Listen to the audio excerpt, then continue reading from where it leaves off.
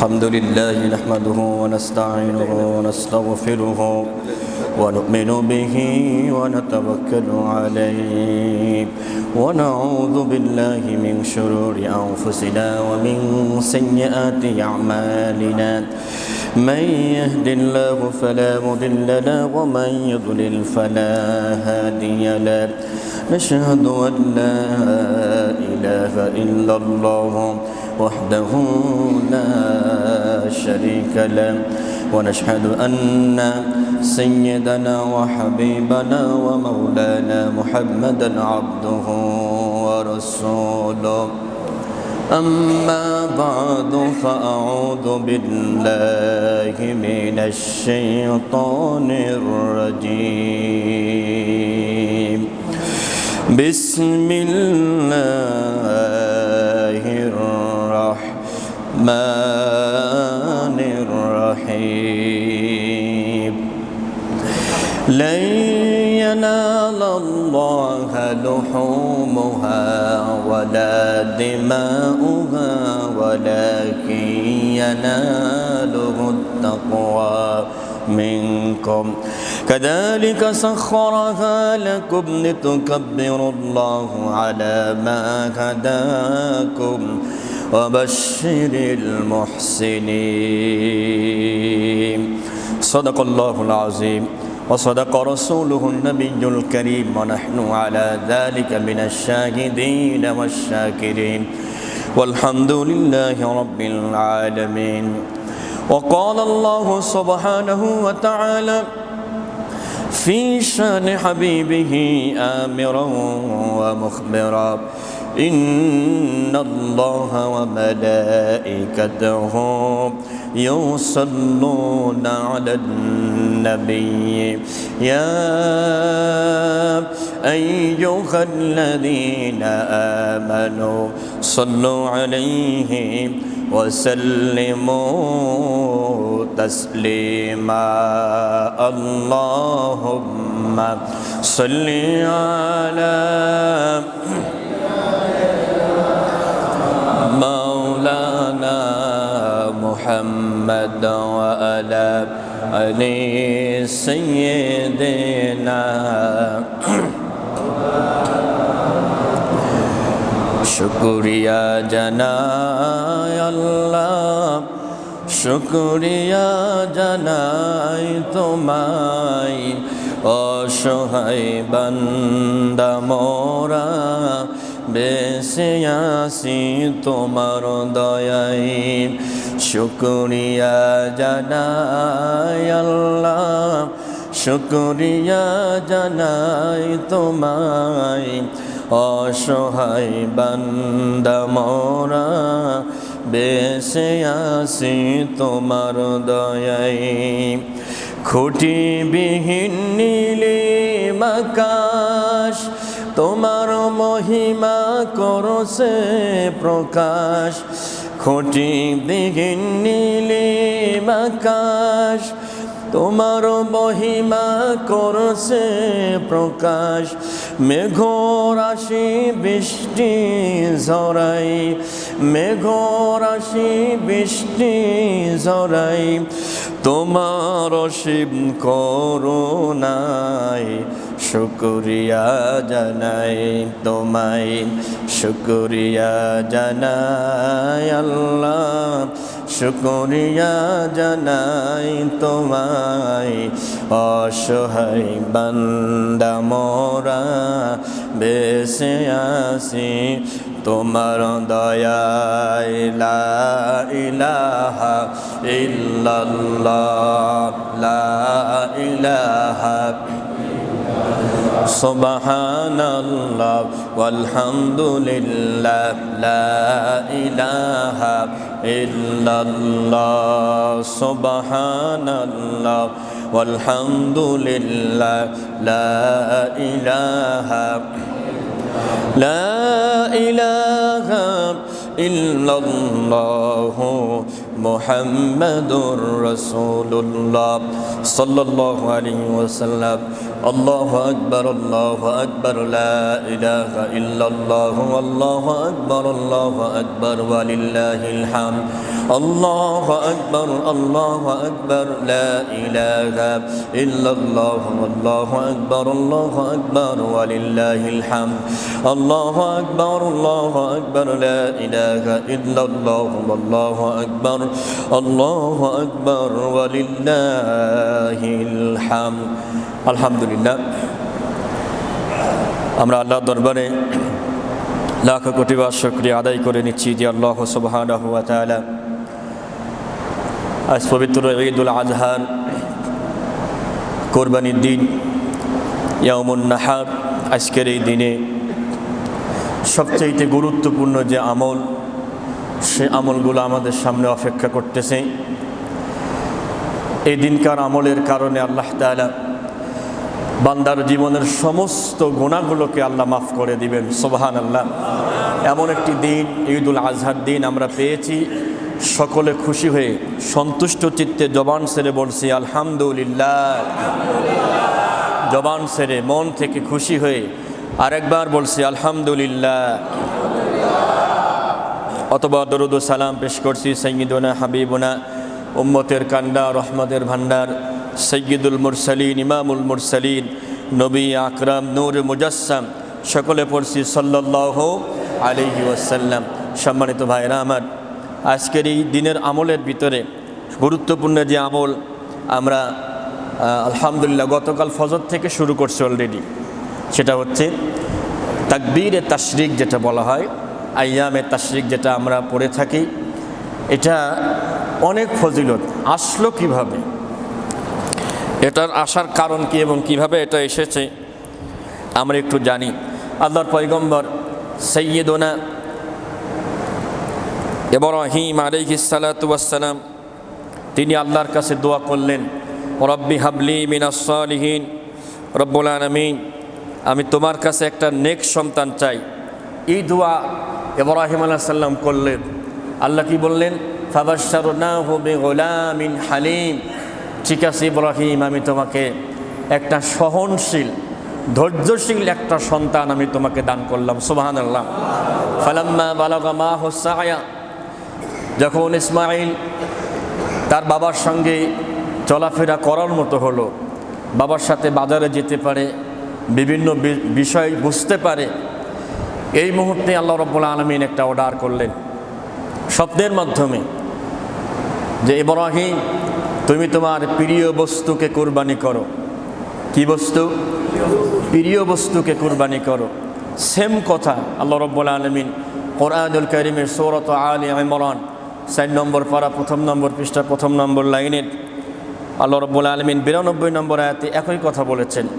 আল্লাহ পাক বলেন, লান তানালুল বিররা হাত্তা তুনফিকু মিম্মা তুহিব্বুন ওয়ামা তুনফিকু মিন শাইইন ফাইন্নাল্লাহা বিহি আলীম। আল্লাহু আকবার। আল্লাহ পাক বললেন, কশিন কালেও তোমরা কল্যাণ লাভ করতে পারবে না। দেখেন আল্লাহর ভাষা কত সুন্দর। কশিন কালেও তোমরা কোনো কল্যাণ লাভ করতে পারবে না, যতক্ষণ না পর্যন্ত, আল্লাহর ভাষা কত সুন্দর, যতক্ষণ না পর্যন্ত ডন স্পেন্ড ইয়োর ফেভারিট থিংস, তার মানে আপনার কাছে যেটা সবচেয়ে প্রিয়, টাকা আপনার কাছে সবচাইতে প্রিয়। টাকা যদি না থাকে মাথা হ্যাং হয়ে যায়, ঠিক না? টাকা থাকলে সব ঠান্ডা, দুনিয়া ঠান্ডা, পেট ঠান্ডা, মাথাও ঠান্ডা, কোনো অসুখও থাকে না। তো আল্লাহ পাক বলছে, যতক্ষণ না পর্যন্ত তোমার প্রিয় বস্তুকে তুমি ইয়োর ফেভারিট থিংস যদি তুমি সেখান থেকে ব্যয় করতে না পারো, এটা আল্লাহর কাছে কবুল হবে, আল্লাহ এটা কবুল করবেন না। সেম কথা রব্বুল আলামিন ইব্রাহিম আলাইহিস সালামকে ডেকে বললেন, ইব্রাহিম তুমি তোমার প্রিয় বস্তু কোরবানি করো। একই স্বপ্ন পরপর 3 দিন দেখার পরে কলেজার টুকরা সন্তান ইসমাইলের কাছে গিয়ে বলতেছেন, বাবা ইন্নী আরা ফিল মানাম।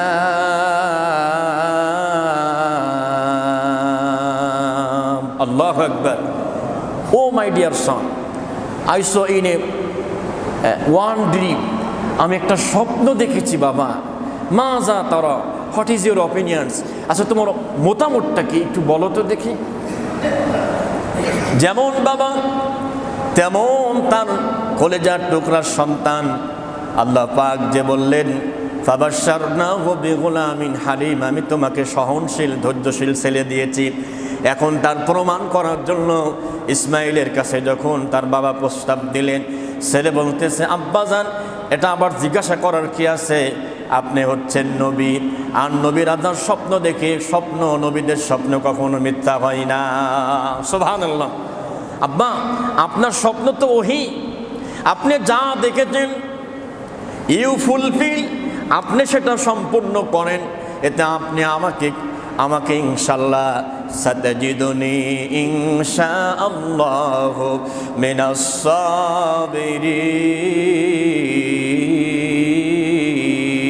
সাবিরিন। আল্লাহু আকবার। আব্বাজান ইনশাআল্লাহ আমি পালিয়ে যাব না, আপনি আমাকে ধৈর্যশীল পাবেন। ওই যে আল্লাহ বলেছিলেন ধৈর্যশীল ছেলে দিলাম, তিনিও বলতেছেন আব্বা আপনি আমাকে ধৈর্যশীল পাবেন, আমি পালিয়ে যাব না। ফালাম্মা আসলামা ওয়া তাল্লাহু লিল জাবিন, ইব্রাহিম আলাইহিস সালাম নিয়ে আসলেন তাকে, আনার পরে তাকে যখন উপর করে বা কাত করে শায়িত করে দিলেন, হি লেইড হিম ডাউন, তাকে যখন ডাউন করে দিলেন, কাট করে দিলেন, ঠিক এই মুহূর্তে আল্লাহ পাক ডাক দিচ্ছে ওয়ানাদাইনাহু আইয়া ইব্রাহিম, ইব্রাহিম দাঁড়াও, you fulfil your vision, your mission you fulfil, তুমি তোমার মিশনকে পরিপূর্ণ করে ফেলেছো, তোমার ছেলেকে আর কুরবানি করা লাগবে না। সুবহানাল্লাহ। আল্লাহ অর্ডার করলেন জিবরাইল দেরি করো না, তাড়াতাড়ি চলে যাও।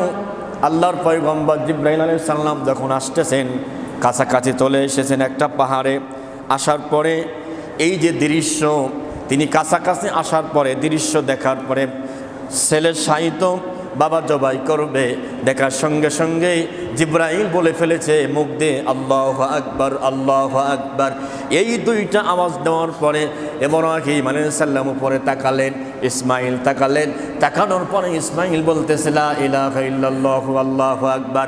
আল্লাহর কি কুদরত, আল্লাহ পাক অর্ডার করেছে আমাকে জবাই করার জন্য। আবার আল্লাহ রাব্বুল আলামিন জিবরাইলের কাছে একটা জান্নাতি পশু, জান্নাতি জন্তু আল্লাহ একটা পাঠায়া দেশে। সুবহানাল্লাহ। ইসমাইল যখন বললেন লা ইলাহা ইল্লাল্লাহু আল্লাহু আকবার, তখন ইব্রাহিমের কথা শোনার পরে বলতেছে আল্লাহু আকবার ওয়ালিল্লাহিল হামদ, আল্লাহ তুমি মহান, সমস্ত প্রশংসা তোমার জন্য। জিবরাইল আলাইহিস সালাম যেই পশুকে নিয়ে আসছিলেন, যেই জন্তুকে নিয়ে আসছিলেন, এই জন্তুটা আদম আলাইহিস সালাতু ওয়াস সালামের ছেলে হাবিল যেই দুম্বা বা যেই ভেড়া তিনি কুরবানি করেছিলেন, সেই ভেড়াটা জান্নাতে দীর্ঘদিন পর্যন্ত আল্লাহর ফেরেশতা জিবরাইল সেখানে লালিত পালিত করেছেন। সেই পশুকে, তাফসীর ইবনে কাসিরের মধ্যে আছে, সেই পশুকে এনে আমার প্রিয় ভাইরা, সেই পশুটাকেই ইসমাইলের জন্য জবাই করা হয়েছে। সুবহানাল্লাহ। তাহলে আল্লাহ পাক মূলত মনের কোরবানি আল্লাহ নিতে চায়। Can you imagine that? একটু ভাবেন তো, যে ব্যক্তি গোস্ত খাওয়ার নিয়েতে গরু কিনবে, এর কোরবানি হবে? বুঝছেন আমার কথা? হবে না। আবার রসুল বললেন আজকে, আগামীকাল, আগামী পরশু, এই 3 দিন রোজা রাখা হারাম। রোজা রাখা কি কথা কি বুঝতেছেন? আল্লাহ বললেন যদি গোস্ত খাওয়ার নিয়েতে কেউ গরু ছাগল দেয়, ওর কোরবানি হবে না। আবার রোজা রাখাও হারাম। তাহলে কি বুঝলেন? বোঝেন নাই? আল্লাহ তো গোস্ত খাওয়াবেনই, কিন্তু আল্লাহ শুধু অন্তরটা দেখতে চাচ্ছে। গোস্ত খাওয়াবেন বিদায় আল্লাহ এই 3 দিন রোজা রাখা হারাম করে দিয়েছে। সুবহানাল্লাহ। বন্ধুগণ আমার আল্লাহ পাক বান্দার কষ্ট হবে এমন কোনো কাজ আল্লাহ চাপায় দেবে না। আমার প্রিয় ভাইয়েরা, আল্লাহ পাক যে কুরবানি করাচ্ছেন, এই কুরবানির মূল উদ্দেশ্যটা কি এটা আগে জানতে হবে। মূল উদ্দেশ্য কি, মূল টার্গেট কি? রব্বুল আলামিন বলেন লা ইয়ানালাল্লাহু লুহুমুহা ওয়ালা দিমাউহা ওয়ালাকিন ইয়ানালুহুত তাকওয়া মিনকুম। সূরা হজের 37 নম্বর আয়াতে আল্লাহ পাক বলছে, শোনো গোলামেরা, তোমরা যে পশু জবাই করো, গরু ছাগল জবাই করো, তার গোশত তার রক্ত আমি আল্লাহর কাছে পৌঁছাই না। আমি আল্লাহর কাছে সেই গোশতগুলো পৌঁছাই না, রক্তগুলো পৌঁছাই না। তাহলে পৌঁছাই কি? কি পৌঁছাই? The pity of your hearts. এই যে এইটা, এখানে কি আছে? এখানে কি গোশত খাওয়ার নিয়ত আছে? না আমি আল্লাহর জন্য উৎসর্গ করে দিলাম, গোশত পায় আর না পায় আমি করছি ঠিক, এটা আমার আল্লাহ। এখন আল্লাহ ভালোবেসে আমাদেরকে দিবে। এখান থেকে এই মনের তাকওয়া আল্লাহ নিবেন। সুবহানাল্লাহ। যে মনের তাকওয়া আল্লাহ পাক নিবেন, এই তাকওয়া না থাকলে আল্লাহ কুরবানি নিবেন না। কোরআন দলিল দিচ্ছে, ইন্নামা ইয়াতাকাব্বালুল্লাহু মিনাল মুত্তাকিন। আল্লাহু আকবার। আল্লাহ পাক বলেন, ইন্নামা ইয়াতাকাব্বালুল্লাহ, শিওরলি আল্লাহ অ্যাকসেপ্ট করে থাকেন কাদের কোরবানি? যারা মুত্তাকি হবে তাদের থেকে আল্লাহ রাব্বুল আলামিন কোরবানি কবুল করে নেবেন। সুবহানাল্লাহ। এখন কোরবানি আল্লাহ নেয় কোন জায়গাটা? তাকান আমার দিকে, লুক অ্যাট মি এভরিবডি, আমাদের তাকান, এখানকারটা নেই। কিন্তু অধিকাংশ লোকের এই জায়গাটা, এই কলপটা হিংসা দিয়া, বুঝতেছে, রাগ দিয়া, টাকার পাওয়ার দিয়া, জেদ ধরা, এরপর অহংকার দিয়া এই জায়গাটা কিছু আগাছা জমি আছে। কথা মনে হয় বোঝাতে পারি নাই। পশু জবাই করার আগে মনের ভিতর যে কিছু পশু আগাছা বাসা বাঁধছে, বুঝতেছেন আমার কথা? এই পশুগুলো আগে জবাই করতে হবে। তার মানে আমি হয়তো টাকার পাওয়ারের কারণে কারোর সাথে আমি একটু বোঝেন নেই, দিলাম এক ঘুষি, দিলাম আঘাত করে, দিলাম দুইটা কথা শুনে, এটা আগে সংশোধন হওয়ার দরকার আছে না নেই? ওই পশু জবাই করার আগেই ভিতরকার পশু যদি জবাই করতে না পারেন, ভিতরের পশুত্ব যদি দূর করতে না পারেন, ওই কোরবানি আল্লাহ নেবে। এটা যদি পরিষ্কার না হয় তাহলে আল্লাহর কাছে কোরবানি যাবে না।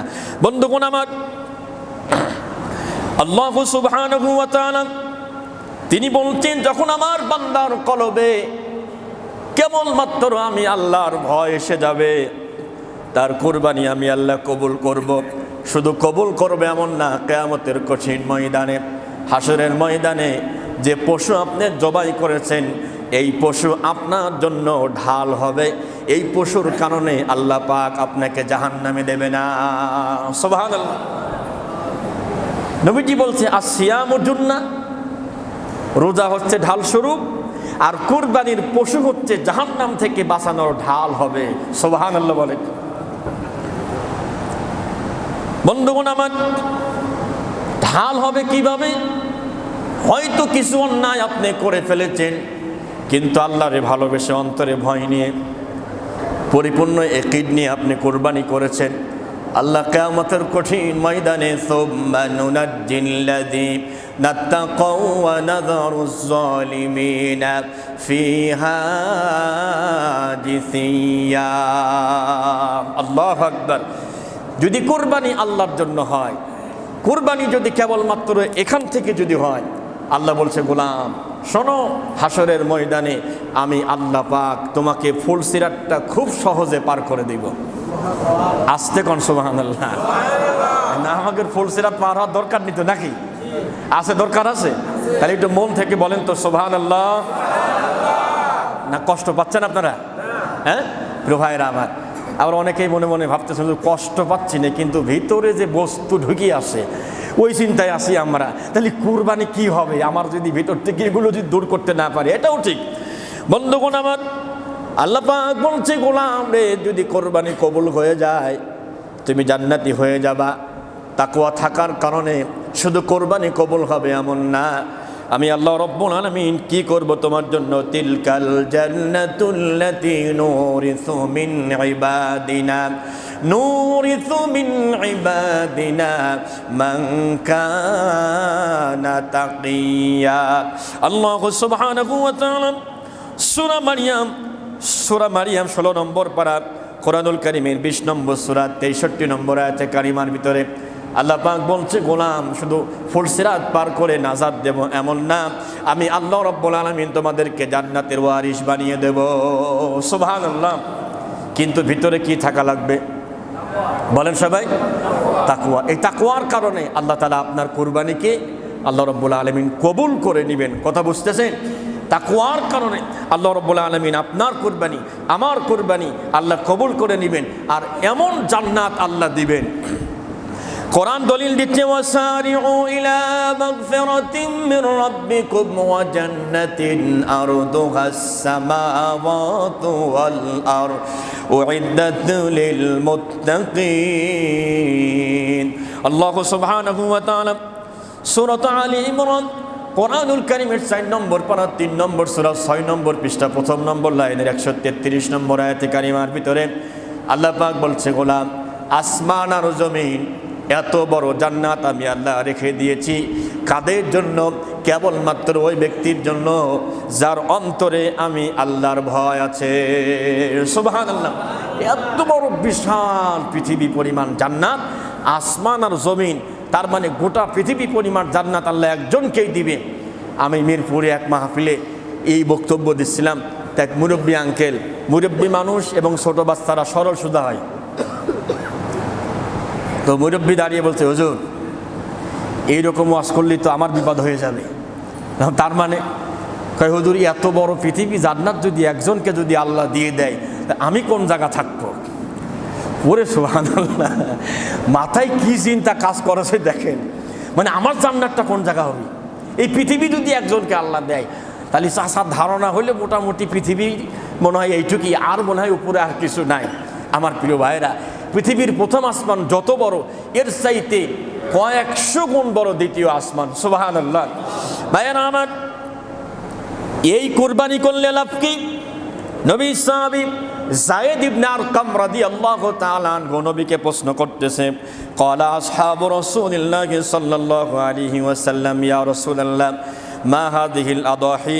নবী জানতে চাই এই কুরবানি আসলে কি? যায়েদ ইবনে আরকাম জিজ্ঞাসা করলেন, নবীজি বললেন, ক্বালা সুন্নাতু আবিকুম ইব্রাহিম আলাইহিস সালাম। সুবহানাল্লাহ। এটা হচ্ছে তোমাদের বাবা, তোমাদের পিতা, তোমাদের বাবা ইব্রাহিম আলাইহিস সালাতু ওয়াস সালামের সুন্নাত। এবার প্রশ্ন করলেন, হুজুর ক্বালু ফামা লানা ফিহা ইয়া রাসূলুল্লাহ, ও নবী এই কুরবানি করলে আমাদের লাভটা কি? আমরা জানতে চাই। রাসূল বললেন, ক্বালা বিকুল্লি শারাতিন হাসানা। শোনো শোনো আমার সাহাবী, শোনো, এই গরু, এই উট, এই বকরি, এই গরুর যতগুলো পশম আছে, প্রত্যেকটা পশমের বিনিময় আল্লাহ একটা করে নেকি দিয়ে দেবে। সুবহানাল্লাহ। এর কত পশম আছে, কি গুণা সম্ভব হবে? সম্ভব না। বন্ধুগণ আমার, সাহাবা আবার প্রশ্ন করলেন, হুজুর ক্বালা ফাসসুফু ইয়া রাসূলুল্লাহ। হুজুর বুঝলাম, তাহলে যে লোম দেখা যায়, ছোট ছোট অনেক লোম দেখা যায়, অনেক হাজার হাজার লাখ লাখ লোম দেখা যায়, হুজুর এটার ব্যাপারে বিধান কি? রাসূল বললেন, টেনশন করো না। ক্বালা বিকুল্লি শারাতিন মিনাস সুফি হাসানা।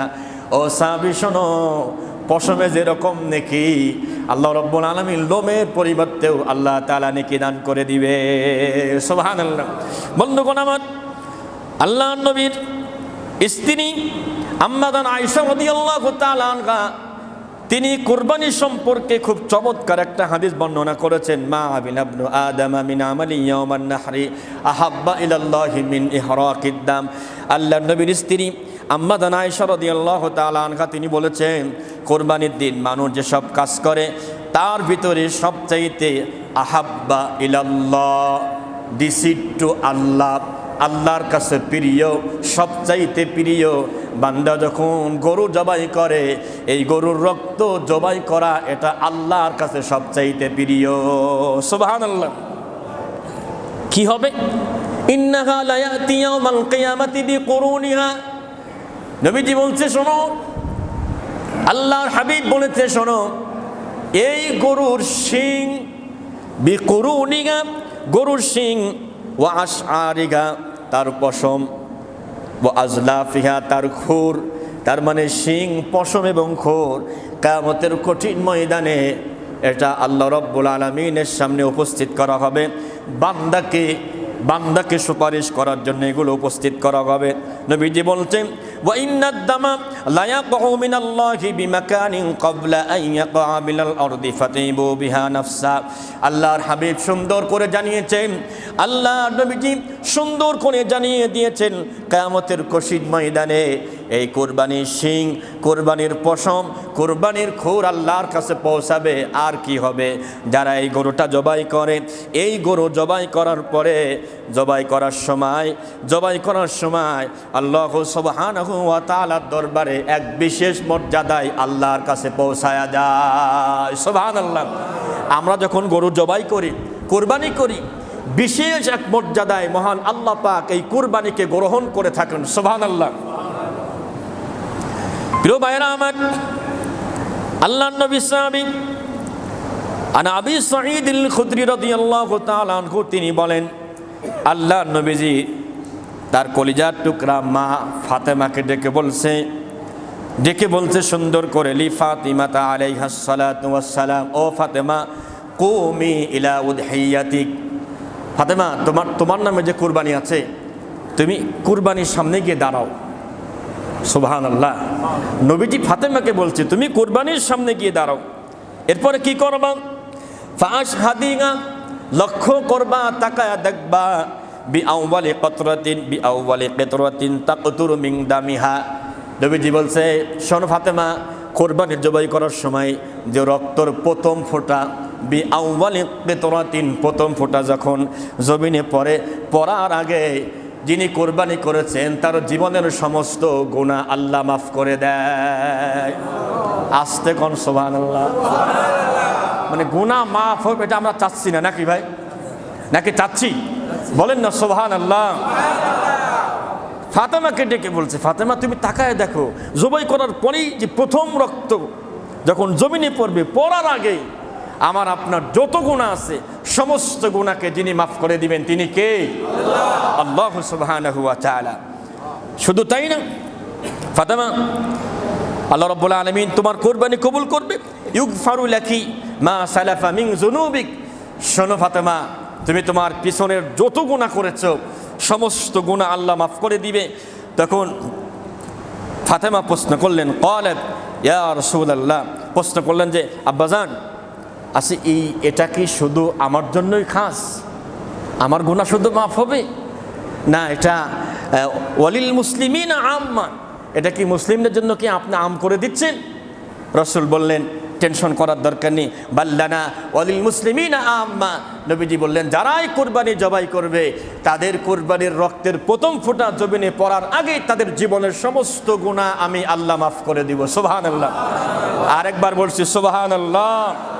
বন্ধুগণ আমার, তাবরানীতে এসেছে এই হাদিস কানাম, আল্লাহ রাব্বুল আলামিন এই কুরবানিকে আল্লাহ তাআলা কবুল করে নেবেন হাসরের ময়দানে। যে কথা বলতেছিলাম, এই কুরবানির পশু আপনার জন্য আমার জন্য ঢাল হয়ে যাবে। যে সময় জাহান্নাম এমন গর্জন দিবে, জাহান্নাম এমন পরিস্থিতি তৈরি করবে, হাসরের ময়দানে দুইটা দল হয়ে যাবে, একটা আসহাবুল মাশআমা আর একটা আসহাবুল মাইমানা। ভাইয়েরা আমার, আল্লাহ পাক বলছেন, ওয়া আম্মা মান উতিয়া কিতাবাহু বিশিমালিহি ফায়াকুলু ইয়া লাইতানি লাম উতা কিতাবিয়া ওয়া লাম আদরি মা হিসাবিয়া ইয়া লাইতাহা কানাতিল কাদিয়া মা আগনা আন্নি মালিয়া হালাকা আন্নি সুলতানিয়া খুযুহু ফাগুল্লু ثم الجحيم صلوا ثم في سلسلة ذرعها 70 ذراعا فاسلكوا إنه كان لا يؤمن بالله العظيم।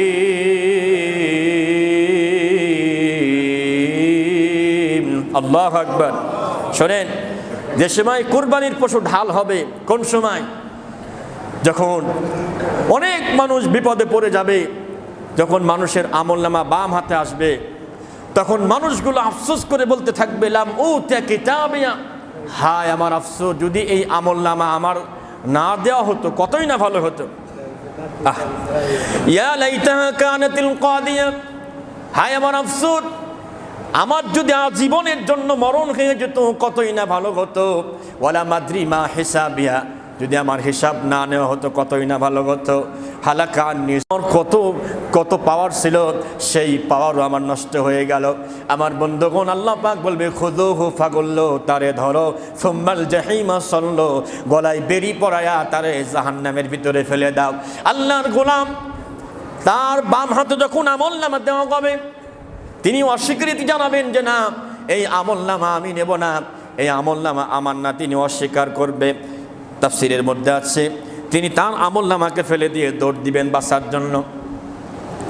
এই একজন মানুষকে ধরার জন্য ৭০,০০০ ফেরেশতা পিছনে দৌড়ানো শুরু করবে। ৭০ গজ লম্বা একটা শিকল নিয়ে দৌড়াবে। ৭০ গজ লম্বা শিকলটা দুনিয়ায় নিয়ে আনলে পারে কত বড় হবে।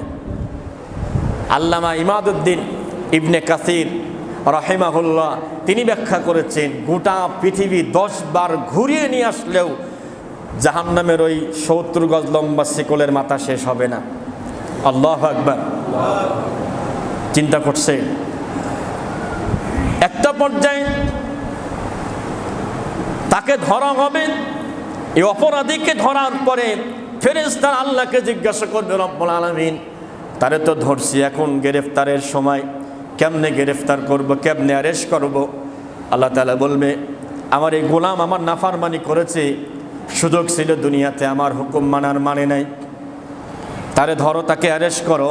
এই ৭০ গজ লম্বা শিকলটা দিয়া, যে রাস্তা দিয়ে টয়লেট বের হয়, যে রাস্তা দিয়ে পায়খানা বের হয়, বুঝতেছেন আমার কথা?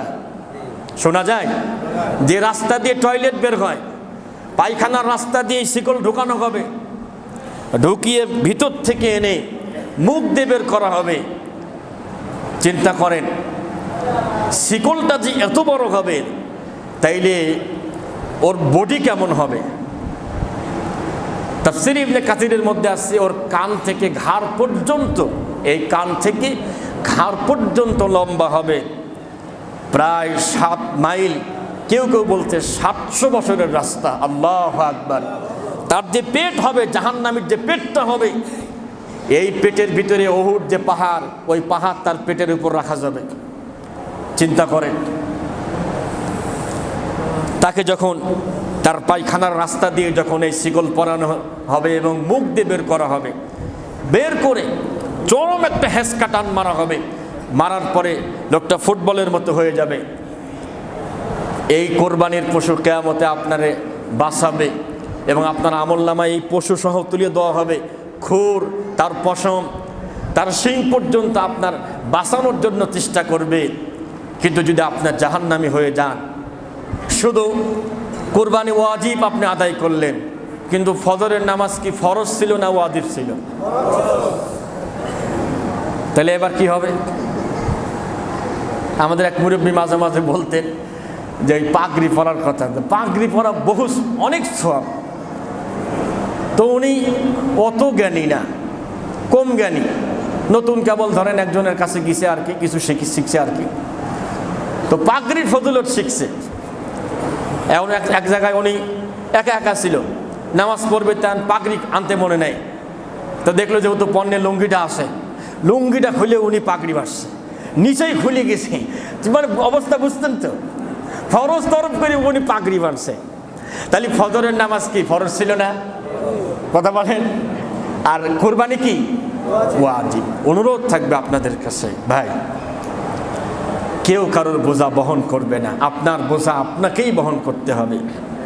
মানুষ মৃত্যুর সময় আফসোস করে, হাত্তা ইযা জা আহাদাহুমুল মাউত ক্বালা রাব্বিরজিউন লাআল্লি আ'মালু সালিহা। আল্লাহ যখন সে আজরাইলকে দেখতে পারবে, তখন সে বলবে যে আল্লাহ আর একটু দেখেন তো, আমার জন্য আর কোথাও কি একটু সময় বের করা যায় না?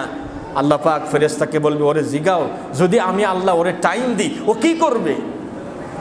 60 বছরের পাসপোর্ট ভিসার মেয়াদ শেষ হয়ে গেছে, বাহিরে গেলে মেয়াদ শেষ হয়ে গেলে আবার মেয়াদ বাড়াতে পারেন, কিন্তু মৃত্যুর ভিসা যদি শেষ হয়ে যায়, বন্ধুগণ আমার, এই ভিসা কিন্তু আর বাড়াতে পারবেন না।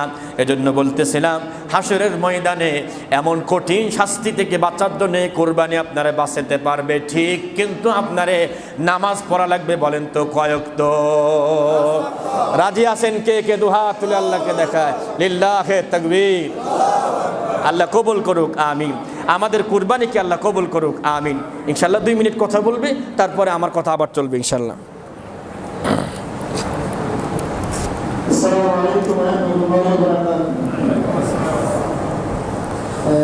আমাদের মসজিদের যে কালেকশনটা হবে করেছেন, যারা আলোচনা মিস করলেন, এই আলোচনা আপনারা ওয়াজ মাহফিল 32, ওয়াজ মাহফিল 32 একটা চ্যানেল আছে, এই চ্যানেলে আজকের এই আলোচনা এবং ইনশাল্লাহ এই পাবলিকগুলো মানে এই মুসল্লিগুলো আপনারা দেখতে পারবেন। আলহামদুলিল্লাহ, বলেন আলহামদুলিল্লাহ। এবং আমাদের এই ঈদুল আজহার এই বয়ানটা শুধু এই জামগড়া বাইতুল্লাহ থাকবে না, আল্লাহর অনেক বড় শুকরিয়া। এটা পৃথিবীর যতগুলো মুসলিম কান্ট্রি আছে, অধিকাংশ মুসলিম কান্ট্রির লোক বা যারা আমাদের প্রবাসী ভাইরা আছে, তারা নিজেরা দেখে এবং পরে আমাদেরকে রিপ্লাই দেয়। আল্লাহ পাক কবুল করুক, আমিন। আমরা ইনশাল্লাহ যারা দানের নিয়ত করে এসেছেন, সূরা আল ইমরানের 92 নম্বর আয়াত নাজিল হওয়ার পরে যে প্রিয় বস্তু দান করতে হবে, তো সে সময় আবু তালহা বললেন, হুজুর আমার মদিনার সবচেয়ে সুন্দর একটা বাগান আছে, আমি পুরাই দান করে দেব। হুজুর বললেন, সব দেওয়ার দরকার নেই, কিছু তো রাখো। সুবহানাল্লাহ। কই না হুজুর, আপনি বলছেন, এখন এর বিনিময়ে আমি জান্নাত পাবো, এই আশাই ইনশাল্লাহ আমরা দান করব। আমরা ইনশাল্লাহ যারা দানের জন্য প্রস্তুত হয়েছি 500, 1000, 2000 এটা আমরা দিব। এবং মসজিদের যে কালেকশন ঘোষণা হয়েছে, কালেকশন শুরু হোক ইনশাল্লাহ। যারা যারা কালেকশন করবেন আপনারা কালেকশনে দাঁড়িয়ে যান। আর 500, 1000, 2000 আব্বা শুয়ে আছে, মা শুয়ে আছে, দাদা শুয়ে আছে, দাদি শুয়ে আছে, হ্যাঁ, দেখার মতো আর কেউ নাই ভাই। তারা চেষ্টা করলেও একটা নেকি অর্জন করতে পারবে না। আমাদের এই দানের বরকতে তারা নেকি পেয়ে যাবে ইনশাল্লাহ। যাদের দায়িত্ব দেওয়া হয়েছে আপনারা কালেকশন শুরু করেন ইনশাল্লাহ।